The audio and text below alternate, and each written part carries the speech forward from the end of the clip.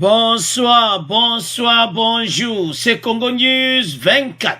Bande Koranga, comme toujours, avant de commencer notre émission, nous disons merci à Dieu, nous disons merci à nos chers abonnés et téléspectateurs qui nous suivent partout dans le monde et en RDC. Bande Koranga, soyez les bienvenus. À la une, tête à tête, Tshisekedi Kagame à Rubavu et à Goma. Bande ko facha kokutana Kagame lelo na Rubavu na ngambo ya Rwanda et puis lobi bakukutana samedi bakukutana na Kagame encore à Goma. Alors bande koranga ma solo eza somo sur état de siège et puis sur intégration. Il y a RDC à la communauté des États d'Afrique de l'Est. Alors, tout qu'on développe ensemble. Deuxième point, Bande Konangai. Les États-Unis viennent de confirmer leur soutien à l'état de siège. Bande Ko a confirmé la vidéo live en direct à Goma. Mike Ama Alobi Bango, USA, Bazana Katia Masulu. Alors, Bande Konangai Zayako, Yinda do Gero yo. Ezo koma na suka. Le col ambassadeur a confirmé. Alors bande konanga eza som. Toko développe ensemble. Alors bande konanga to komi na point na biso ya liboso tête à tête Tshisekedi Kagame à Rubavu et à Goma. C'est-à-dire bako sola lelo na Rubavu na ngambo ya Rwanda na bordure na RDC et puis après wana bako kende na lobby na Goma. Bako solo la nafachi. Bande koma solo sali 2 heures du temps.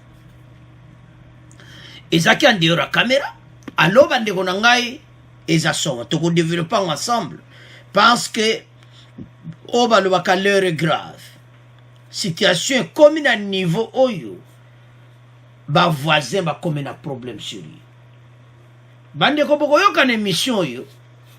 Ambassadeur américain a confirmé que bango bazawana. Bozomona bangote mais baza eza ya koyinda bande konanga mais toya na pona tozoya na pona mba donc Kagame aza na problème sur lui adwa batunaye ou bien bakozwa suka na frappe parce que biloko ozo sala makuna na MONUSCO bande koza somo mais tozoya na point wana pena ambre mais atolo bana masula bango mbale.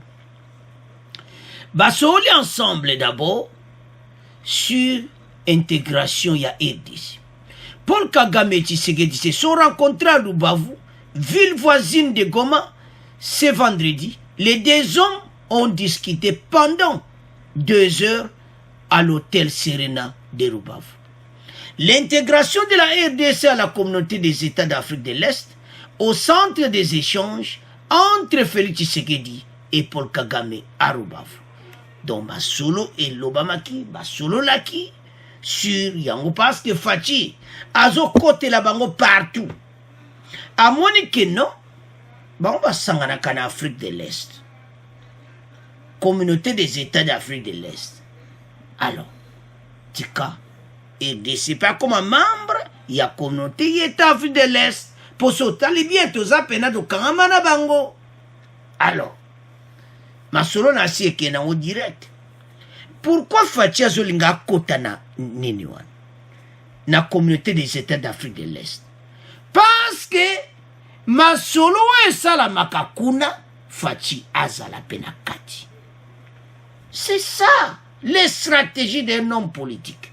Alingi partout ma voisin place bazo solo la yazali. Oh, mais comment? Et ça stratégique comment? Bango basangana kuna puis les mêmes bato bayaka ko tchep sur mon boulot. Alors Fatia décidé ngapé nazo kotana Afrique de l'Est. Basololi wana zaki au centre Masolo wana parce que c'est très important. Après c'était à le samedi 26 juin un autre échange bilatéral élargi cette fois-ci à leurs collaborateurs est aussi annoncé. Avec cette réunion bilatérale, une conférence de presse sera tenue à Goma. Sikoyo, samedi, bakozana Goma, donc beaucoup landa, yango, naba RSO landa, beaucoup landa, Nous sommes une conférence de presse et les Kanakoma. Donc, si je comprends bien, Masola Rubavu Ezaki au centre, il y a intégration, il y a RDC à la communauté des États. Si comme Masolo Bagosola, samedi après-midi, Ezali sur Makambo état de siège. Parce que Makambo ont changé au jour le jour bande konanga. Ba voisin baza na question encore répondre. Pe ba yebi yango. D'après les sources de la présidence congolaise, ils ont évoqué plusieurs dossiers dont la sécurité dans la région, la pandémie, l'éruption volcanique du 22 mai, les accords commerciaux entre le Rwanda et la RDC, mais aussi les discussions autour du processus d'intégration du Congo à la communauté des Grands Lacs. Donc, Paul Kagame et Félix Tshisekedi vont se rencontrer ce samedi, cette fois-ci à Goma. Des échanges en tête-à-tête se poursuivront suivis de la signature des accords commerciaux. Une conférence de presse est également prévue pour rendre compte de ces réunions. Comme à Rubavu, ils ont visité les sites touchés par le séisme et les deux hommes seront également au pied de Nirangongo.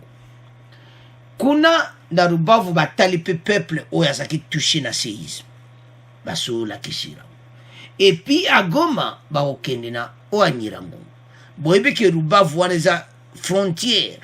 Nde bozo mwato chiwana o mona penake frontière ya EDC zo monana. Donc, et puis, welcome to Rwanda, Rubavu, Yangwana, donc, départ, Zokota Rwanda, Rubavu, Yangwana, Koti, donc, Koto. Alors, Basoregi Bakama sécurité. Bandeko, Bango Bazana groupe rebelle, na Bango, Oba Benga rebelle Rwandais, FDL, Aéromona de Tchefoto, na Bango. Bazana groupe na Bango, na Zamba na Biso. Yango to benga bango ba rebelle. Pourquoi? Parce que ba rebelle rwandais, il fallait ba attaquer kanani Rwanda. C'est ça où situation est clarté. Batou yo ba sali ba manœuvre ba sali ba ba aventure na mbe ono komana suka. Mais avant de progresser les missions na biso bandeko. Parce que batou oyo ba voisin makambo nyonso so tali bien oye leka eza ya mabe. Et puis arrivé na ye ils appellent un problème na Goma. De l'autre côté babani ko lancer déjà comme un rapport mapping. Denis Mukwege a annoncé ba jeune nyonso na rapport mapping. Donc ya zo koma na Goma zana ba problème sérieux ya okuta. Donc Kagame akuta penado na Rwanda bi mais na je m'excuse na Goma oh. Amona musuba tombere pena panu. Alors nazana ba question qu'on répond même na conférence de presse c'est samedi. Donc passe ba ko tune ba question. Na ba journaliste na biso. Oya lobaki et comme si ko tamba kutana face à face. Aloba kama report mapping na ndinga kitokoti. Aloba mpena na ndinga kitokoti. Alors, rencontre wana akozwa ba question. Pe yemo ko yebi ka s'attendre na Goma na yango. Bato yo atato lena bango. Atato soli na bango. Atato tokuta nde fachiwa okuta na bango. Tozama yele. Congolais nyonsa zamayele. Bandeko, c'est important. Bango mi bale bakuta. Parce que bango nde bato azo centre pena grama solo na kata mboka na biso ya mabe. O eza kitokoti. Mais avant d'avancer nde tout oloba, to la nanu extrait oyo sur rencontre na bango. Bon, to continue mission na biso. Bienvenue à l'écoute de ce journal. Une rencontre est prévue ce vendredi à Rubavu, au Rwanda, entre le président Félix Tshisekedi et son homologue rwandais Paul Kagame. Selon des sources de la présidence de la République, cette rencontre prévoit notamment la signature des plusieurs accords bilatéraux entre les deux chefs d'État, notamment avec l'intégration de la République démocratique du Congo dans la communauté des États d'Afrique de l'Est. Le point avec Gabriel Wamenya. Selon les sources de la présidence, le président de la RDC, Félix Antoine Tshisekedi, est attendu ce vendredi à Rubavu au Rwanda, où il doit rencontrer son homologue rwandais Paul Kagame. Sur place, les deux personnalités devraient d'abord visiter la zone rwandaise touchée par la lave de la dernière éruption volcanique de Nyiragongo du mois de mai dernier. Cette rencontre bilatérale prévoit également la signature de plusieurs accords bilatéraux entre la RDC et le Rwanda. C'est entre autres l'intégration de la RDC dans la communauté des États de l'Afrique de l'Est, affirment les sources de la présidence. D'autres questions bilatérales, notamment la sécurité des personnes, mais aussi les dégâts causés par le volcan Nyiragongo, figurent dans l'agenda de ces deux chefs d'État. Demain samedi, le même ballet diplomatique va se poursuivre du côté de la RDC, précisent les sources de la présidence. Le président Paul Kagame sera reçu par son homologue congolais à la Grande Barrière, où ensemble, ils vont visiter la zone endommagée par la lave à Kibumba. La signature d'autres accords bilatéraux entre ces deux chefs d'État est prévue à l'hôtel Serena de Goma, où un point de presse est prévu à la fin de la visite. Goma, Gabriel. Alors, parlons un peu à rencontre. Batu o ba voisin, ba yebi o nyonso ba salama bena RDC. Ba yebi o tu ba dega ba kosa biso.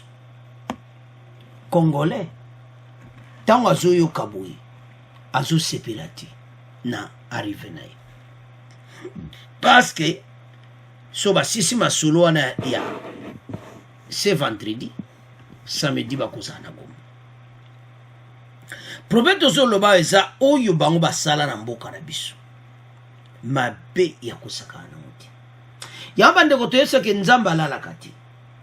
Rapport ma ping ne pena muti buki bango makumu. Po ndenga zawana. Na ndimite yepe na donc soki kako banza sous présidenti. Na ndimite wakati suba. Beropo wana. Na ndimite. Pas ça, ça a un problème sérieux. Pour le moment, ça va. Mais tant qu'il y a un pouvoir, dossier pene vanda. Babomba yango. Parce que pour le moment, oyo bango bazali kosala liboso makambo échange. Fatia zana stratégie déjà makasi. Bande ko FARDC parce que bogoyoka ambassadeur États-Unis. FARDC a comme une force à kosaka na ngote. Yamakasi. Alors, ba voisin fatina masolo sécurité, pas ba dossier zana commercial na sécurité. Sikoyo nzela wana toujours ezana mo problème sécurité. Je me demande tant que signer banina commercial. Comment les deux pays, ba peuple babana kokota babana kozonga, Goma, Rubavu, Goma. Babana kosala les affaires. Alors, c'est dans l'intérêt à bango nyonso ke o ezo sala manand côté wana masolo sila. Ndemo fatia sola kina Museveni. Basala ki 2 heures du temps. Yepe basali 2 heures du temps. Malgré ba dossier musueza, mais fati nenga zawana. Makambo ba osola ba mbali, eza masola makambo oye état de siège. Makambo azamba. Pour fati yebse ke tala longola batu na yowana. Oh, basa ba rebelle, ba batu na ngate, tout ça. Je sais tout ça. Mais bandeko dans la politique est très compliqué. Nasima kuno yoka makambo susu. Mais yako lo babongo parce que facha sola bongo ndeo la caméra ndenga soso na landi nde balobi awa donc ba solo lina bango ndenga ba sola bango na Kagame ndenge moko sola kina Museveni na Museveni ba joki à peu près 2 heures du temps yaye ko de ça 1h30 oui. Mais awa basali 2 heures du temps na Kagame. Tala, joa batu na yo. Babima na zamba wana. Parce que yemo Kagame yeke wa fokop na mba bandaka kalina gouvernement oyeleki. Na lera fachi za makamususu. Toza besoin batuti. parce que l'hélicoptère comment quitte ça va bombe. Mais tout ça, il y a un deuxième point. Les Américains vont initier danger. Mais tout ça, bandeko, yemo kwa bende bazana ba kop na bango komi na suka. Oyo basalaka EDC ezozonge la bango. Parce que sona tali soto tali nde peuple la bisa onyo kama kuna. Bango baza à peu près na 70%. Donc, côté ya Ouganda, baza à peu près à 30%. Donc, baza donc, na oignon soit les passés. Ma béo basala. Mais, toujours vivre na bango na mahili. Bandeko, facha yebi. Bon voisinage ya luba yango wana. Akota na masolo na moye intégration ya Est. Tant bazo traité ba masolo na bango ya zawana. Omoni stratégie. Parce que soit côté une organisation anati, bango bana kukutana, ou ekoloba makuna ya koyebati. Alors c'est important que payer kota kuna. Bandeko guerre oyo ezokene kota suka. Sikoyo toke directement na oekoleka samedi à Goma. A Goma bakotuna makamba rapport mapengi. Kagame ko répondre ni. Poeza ko yinda na Goma dans l'après-midi. Ya samedi. Donc, eza somo. Depuis à Lobaka, bae ko kutana na presse. O ya Lobaki. Total sonde ni koleka. Parce que bat biso to perda batu ebele. Mais ndenge yas approche ki maloba na ye, en tout cas ye moko azwa ki ba retourna. Ya oto sa wa Congolais tala farde sa zo sala grand boulot. Bendele eko ya tende bomoni wana. Ba rebel oyo mikolo komi ya kotanga. O biso ba rebel wande. Mikolo ekomi ya kotanga na kati ya zamba wana. Frontière, Rwanda, RDC. Bango bazawan. Donc, osomona bien que bango baza ba rebelle Rwanda, il fallait ba attaquer Rwanda, mais bazo sala ba atrocité na mboka na biso. Bango missionti na bazo lo ba clairement que zana ngoma kamu yaba oh donc zana makamu ka ba minéré. Pour tout monde a kate eloko ba sala kawana na zamba. Ba attaquer jamais Rwanda ti. Parce que vous avez rebelle, il faut pas attaquer à Bangote. Et vous attaquer, vous attaquer, mais vous attaquer à Kunate. Mais vous allez à siège. Wapi na Katia Nord Kivu. Kuna basala kanini? Tunanga na tunayo. Parce que il va bien qu'on a biso. Donc, on a faux guerre, mon bodo, faux ma solo. Et ça t'a un rapport, t'es na moutoute biso. Problème na biso na bango zanini. ADF te comprend baza bango ba bomaka po ba boto la bamboka na ba bomi. Mais so tali ya ba Rwanda ba yi ba s'installa na RDC de l'autre côté bazana ba rebelle bazo kene musu bazaki na FARDC ba défection ba kotizamba tala fachifu basala tuko bande ko état de siège o il fait quitter Sud Kivu. Parce que oezo leka na nyoto mona ki makambo nyonso oezo leka na Sud Kivu. Il faut état de siège comme kuna. Bande ko naba groupe Burundi bazana Sud Kivu. Soko talelo basala pe kuna to mona atinati. Mais les peuples qui payent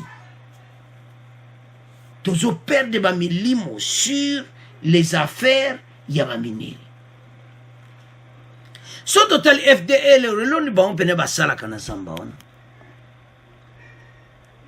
Mineri. Ba sali ba vente, ba so minduki, le peuple congolais sacrifie. Non, c'est non. Alors, situation denge kombinasi na masolo o izo opportunité. O yopenda ya koyoka ba question. parce que le peuple congolais a beaucoup souffert. Biso to linga mission ezakaka moko.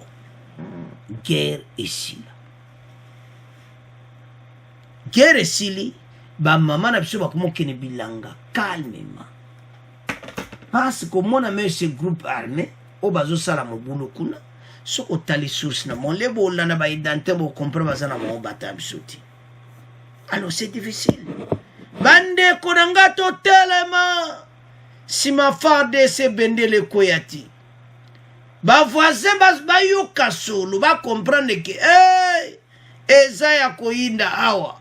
Parce que farde se akobwa kilo biloko alikolo aérien. Ah, bande kweza so melo to lo baga biso nyonso to zala bomoko. To na be mission nyonso to senga unity. Na unité nde to longa mungu na bien. Mais ne ke pas congolais agapasi, mais to zana motema wana. Ya kolimbisana. Donc kozana ba candidaté tout ça. Parce que fatia zo mema biso na direction a kitoko. Pays oyo soka guerre esili mboka na biso kozala ndenge mususu. Bon comprendre. Hein? Donc, pays à est, qu'on a donc peuple a commis qu'on vivre en paix. Il y a un petit quartier général faire de ces bazala. Mais il y a un matin, il y a un commis. Il y a un petit que l'assainissement y a armé fatia zo salaire. Mais il faut facile à kitoko na ba voisin. Ba voisin ba osolo ba sila na ndenga vrai. Pour ceux qui ba yokete et ko zapela mobulu.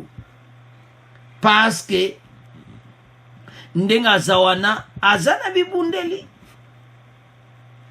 Fatia za makambu oyo nyonso biloko azaina besoin na. Alors, et l'autre commence la gamme ko ba prononcer ka victoire et salam. Peuple na souffrir na ebite ndenge soki guerre esili. Ndeni peuple akosepela lisuku leka na fachi. Parce asale loko pana 20 ans ba musuba ko wakite. Asale loko pana plusieurs années ba musuba yaki liboso ne ba ko kite. Mais ya moni ki facile ça. Et pere ba tuna ki ba question. Et comment ya kusala mbongo état de chez a kozo wapi? Lelo tout ça. Tout le qui déjà un mois prolongation au salam. Alors bibondeli masasi et makamunyo sezo banda kalati. Alors, bande konangai ba voisin to viwana mayele, mais fati moko yebi bango 100%. Mais biso peuple to yebi pasi wana. Yango soto tali tata oyo.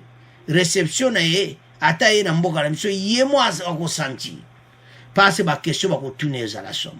Alors, pour na résumer point oyo.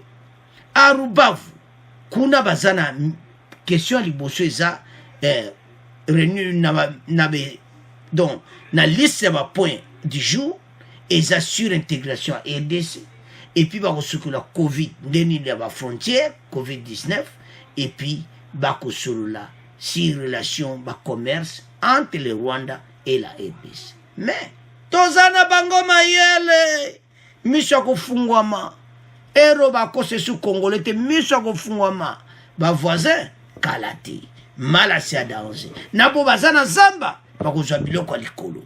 Alors to tiki premier point na bino to moke na deuxième point. Alors bade konanga to kobi na deuxième point o ba loba ke yindi bozo mona mike amana photo wana après interview message na gouverneur militaire ndima na gouverneur adjoint Oya Police. Bande kweza somo. USA a confirmé leur soutien à l'état de siège en RDC. Bande ko guerre yo, c'est pour ça que tu comprends que comme na suka. Bando kinyo sa Congo mena, so ki ba kobi penande baza bango pe ba komi na suka. Parce que la vérité est bimi. Donc, RDC a donc toujours doit soutien américain maintenant à Kosakana. Les États-Unis apportent leur soutien aux efforts de Félix Tshisekedi pour la planification de la RDC par Kiro Merveille. Bandeko et sa somme.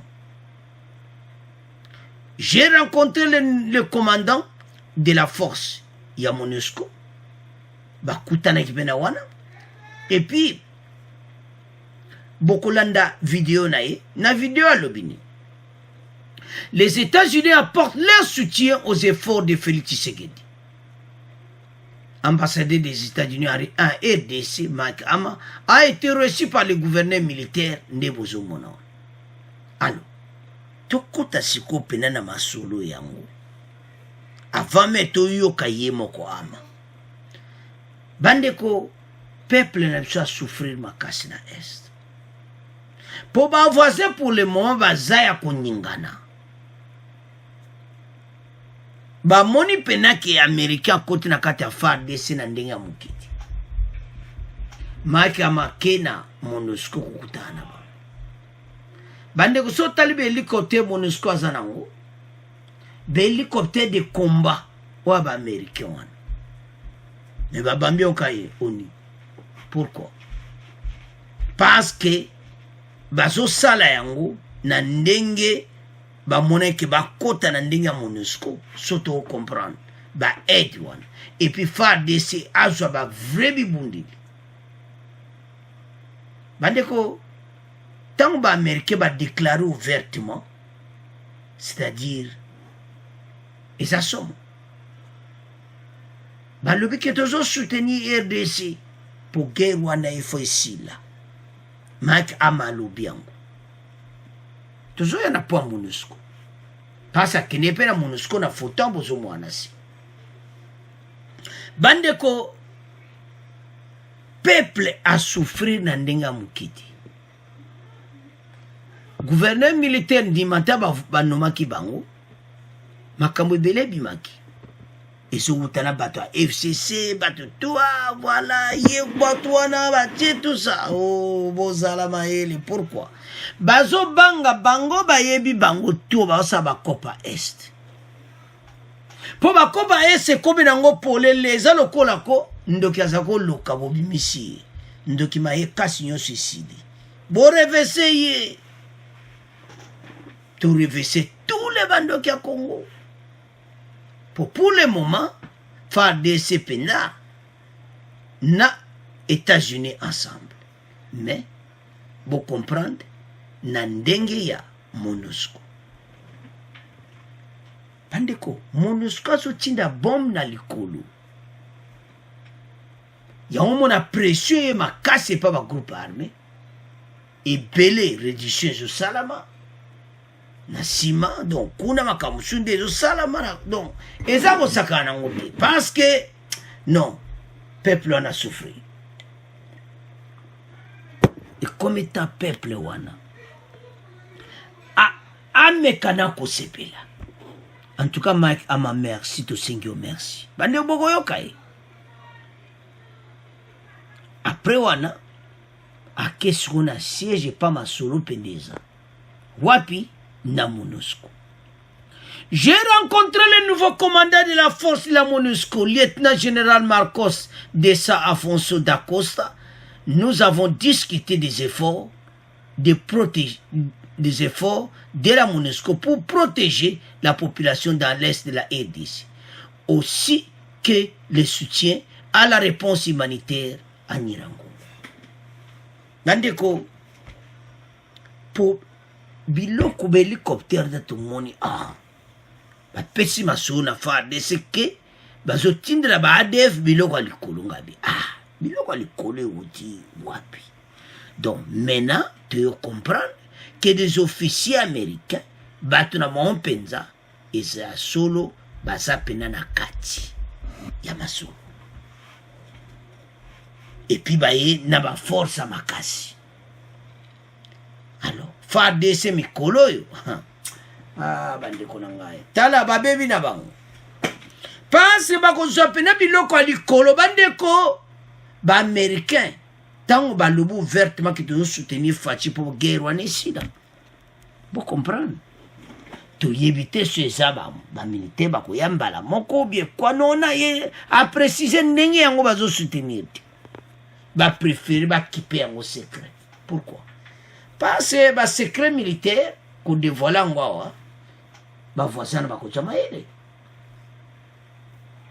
pour le moment déjà baza ko parangana pour le moment bazoluka ndenge nini place na kokende mais bazomona te mais message quoi était USA a confirmé leur soutien à l'état de siège de Félix Tshisekedi. Alors soutien on a encore porté par Fachi côté armement makabwebele donc ndenge bazawane miteme ezobeta bango tout bon barebele wana groupe armé bakoyoka yango tindela bango pende aya oyo ekitaka pena likolo enyati bango tout po masomo oyo eza baguerre mo bafo baguerre bazosisa bandeko na biso donc so otali bien bango tout baya pour un but koyiba sur le sol congolais non ekosalama lisusu te peuple wana a souffrir mingi et comme état soutien moko total et puis agir directement pour attaquer bateau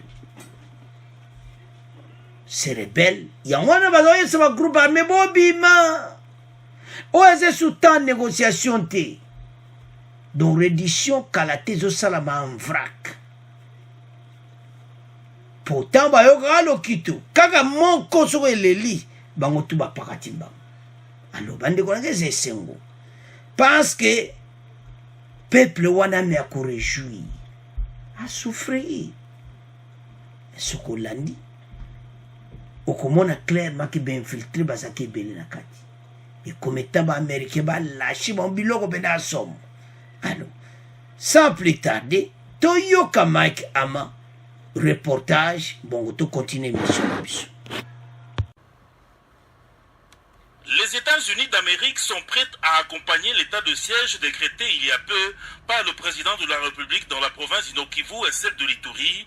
L'assurance a été confirmée au gouverneur militaire du Nord-Kivu par l'ambassadeur de ce pays de l'oncle Sam au Congo démocratique. C'est jeudi 24 juin au cours d'une audience au gouvernorat du Nord-Kivu.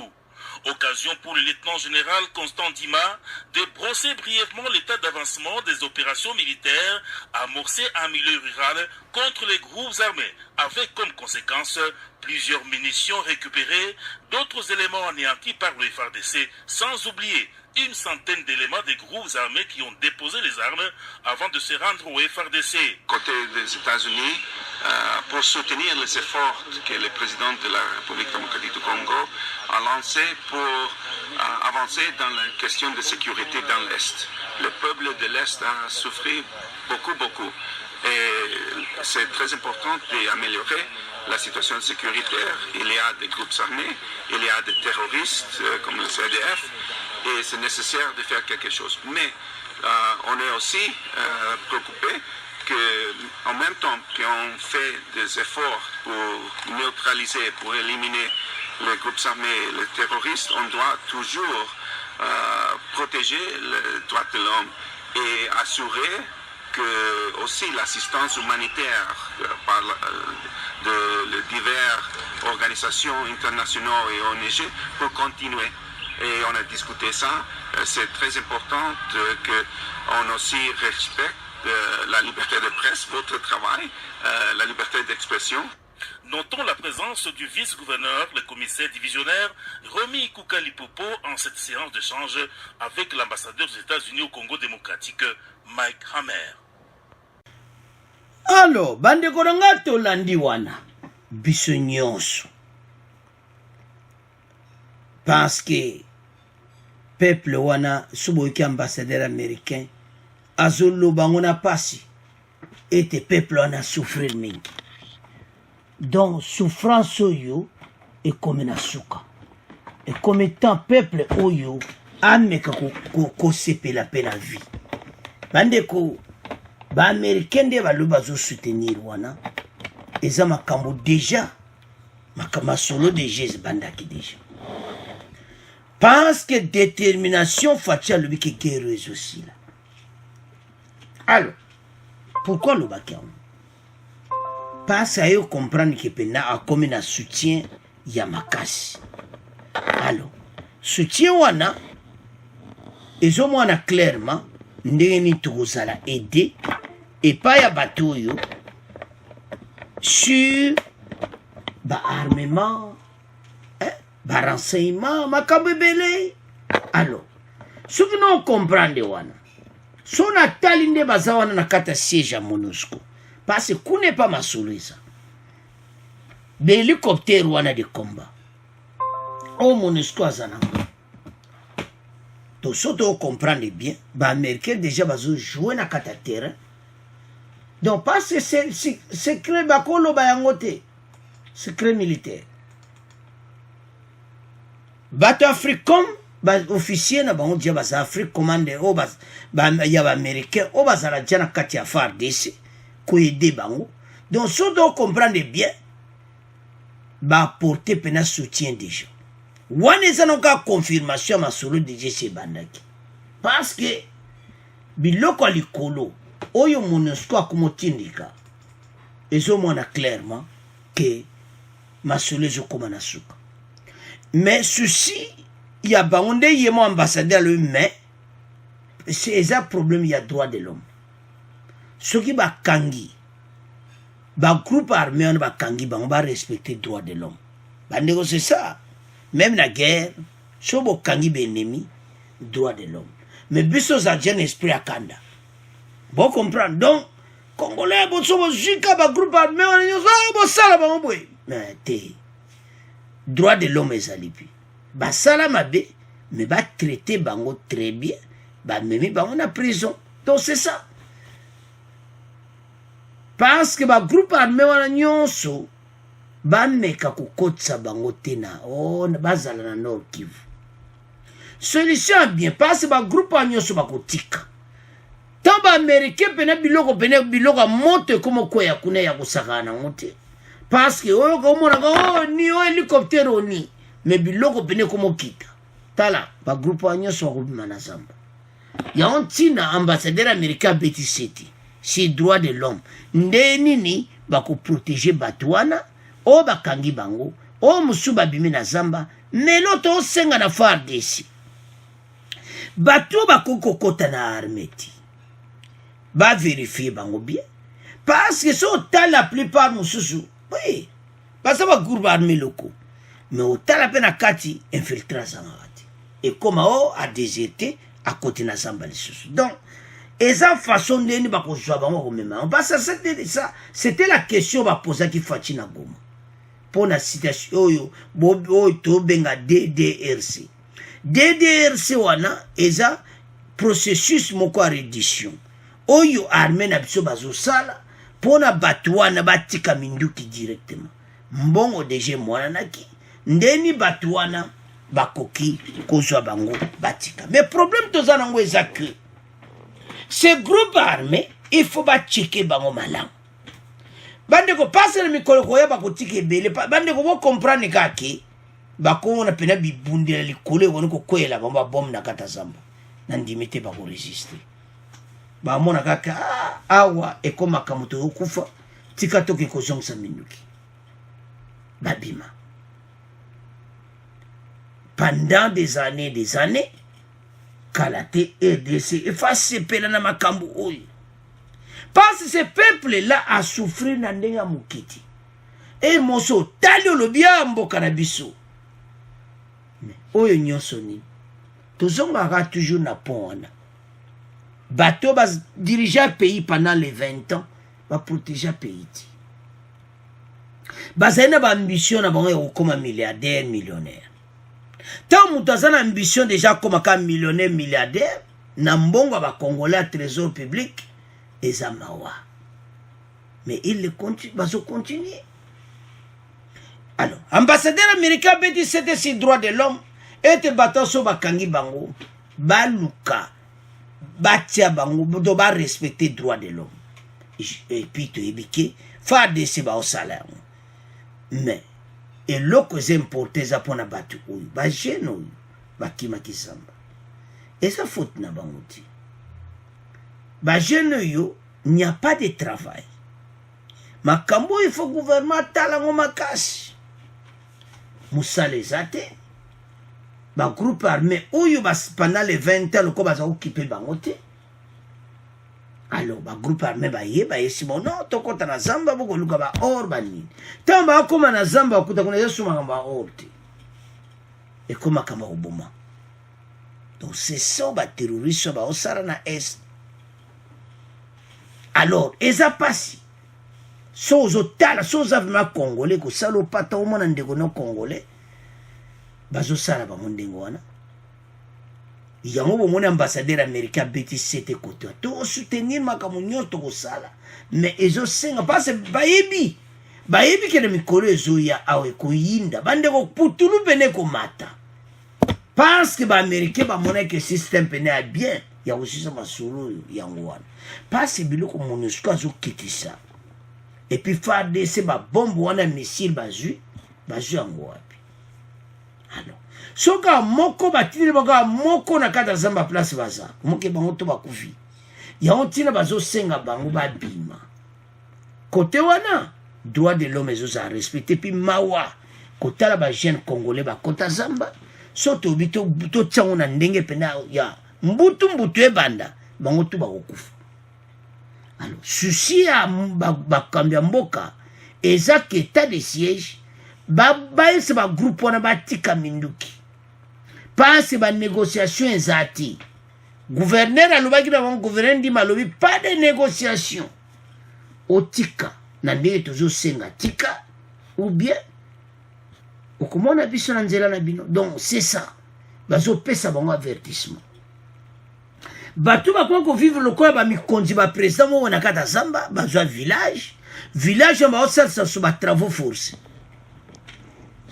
eza bawa na kati ya zamba baosa ba travaux forcés mais nde baya wana bayebi ke bakozwa biloko na bango parce que bandeko tala bango ne bakanga ba village wana bamona ke bakumpena mikonzi te bole bamona ka ke o loko kuti likolo ezokitela bango place ka bazali bapanzani masolo pesa nini esili masolo nde ekosila bandeko ekozala somo parce que belé bakozala ozare yango ntina ambassadeur américain alobi ke droit de l'homme ba respecter parce que moto pene kopela bango. Alors question mena tootuna eloko nini ezali kopekisa bato basali plusieurs années na pouvoir bakokaki te kosala ta état de siège mauvaise foi balingi ba congolais te ou bien des infiltrés. Donc ba question eza yango wana kosala yango eza important peuple a souffrir lisusu te bapasi wana nyonso ekoma lokola toloba nini ekoma histoire parce que peuple a souffrir mingi ekoma etant oyo peuple wana amona clair na makambo oyo bakezamba pene bakibilanga pene donc à l'aise parce que pour le moment na lebi tumbeza bazokwata okebilanga ti bandeko nanga batu oyo banyokoli batu na kati ya zamba mais comme étant ambassadeur américain lui toko soutenir RDC pour peuple ne kota na est basali réunion na gouverneur militaire a ebisi musalo basi basali. Alors soto comprendre que makambo za minene alors lokola makambo za minene kala tetu koyoka pena biloko likolo komokoya bandeko na ngai po lokito pena yemoko Mike Ama a expliqué wana tulandi biso nyonso et comme état oyo bango bakota masulu mais si je comprends bien et aka façon koloba po bazalaka déjà wana et puis biloko tokomona bibondela makaso tozomona fa des azui ba américain moto ba fournir. Alors bandeko na ngai makambo ezokoma na suka yango yonde ko place oza ozo ko supporter te telema o supporter mboka tika kolanda ba faux discours kande tolobaka et comme état ya ko supporter mboka biso nyonso sima ya président de la république po mboko eza ya biso lelo soki guerre wana esesili boyebi joani ne kozala biso nyonso ba congolais tokozala na esengo parce mboka na biso eza délivré na maboko banguna bande ko ba umel des années mais et comme temps ya kosisa masolo na bango do batika biso batika peuple kimia bango basa nini bakite na kata zamba parce que soko kite te balo il n'y a pas de négociation donc gouvernement dit maese bangali kamoko pas de négociation kite zamba yaka toko yamba yo masolo mususu ezati parce boko ya wana kaleza yeso baye bazo senga bapesa bango au poste na kati ya armée botana oni l'air moso na talibato basali 20 ans na pouvoir moto azaki na zamba azo senga poste na kati ya armée bopesi mais le ba kozonga kati parce aza moto azamba oh basa batu bon foko longola ngo loin de zamba bon même bon ata na Kinshasa boko tikela biso bango kuna na kin parce que tant bo tike kana zamba mais a continuer kama solo parce que ba mesana yango bande konanga tozala connecté parce que to supporter président de la République musalo bon bazo sala kuna tala yango ba américain ba yolo ba polila miteto lo balaka pour peut-être ba tozo mona ke bon bazo sala le côté